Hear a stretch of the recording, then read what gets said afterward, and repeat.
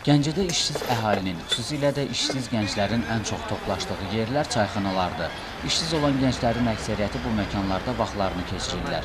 Onsuz da şəhərdə getməyə hələ ki nə məkan boldu, nə də məşğul olmaq üçün iş yerləri. Ona görə də çayxanaların işsiz müştəriləri pürrəngi çaylarını içəcə nə vaxtsa yaxşı iş tapacaqlarının xəyalını qururlar.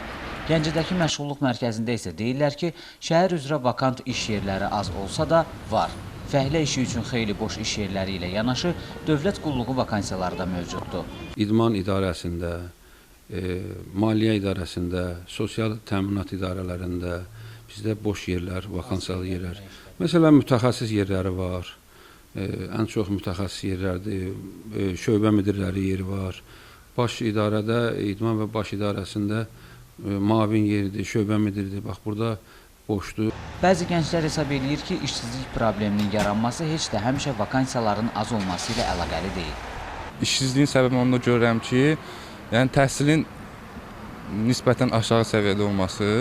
İlk öncə bunu deyə bilərdim. Yəni təhsil belə baxanda bizim yaşadığımız regionda Gəncədə nisbətən aşağı səviyyədədir və bu gələcəkdə də işlə təmin olunmasında, tələbələrin işlə təmin olunmasında yəni böyük bir çətinlik yaradır. Məncə gənclərdə biraz səhlənkarlıq var. Yəni onlar gedib testlə imtahan verib keçmək istəmirlər və biraz da iş yerlərində vakansiyalar bəlkə də az olur, ona görə problemlər yaranır. Hal-hazırda mən özüm tələbə olduğum üçün belə çox maraqlanmamışam, amma düşünürəm ki, maraqlansam mən gedib test verib keçə bilərəm. Yəni sərfəli iş olsun da, yəni vaxt müddətinə yaxşı olsun da.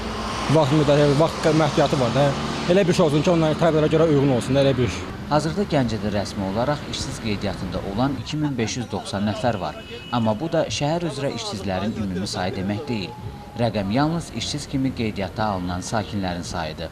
Son hesablamalara görə Gəncə əhalisinin sayı 322 mindən çoxdur. Onlardan da təxminən 29%-ni gənclər təşkil edir.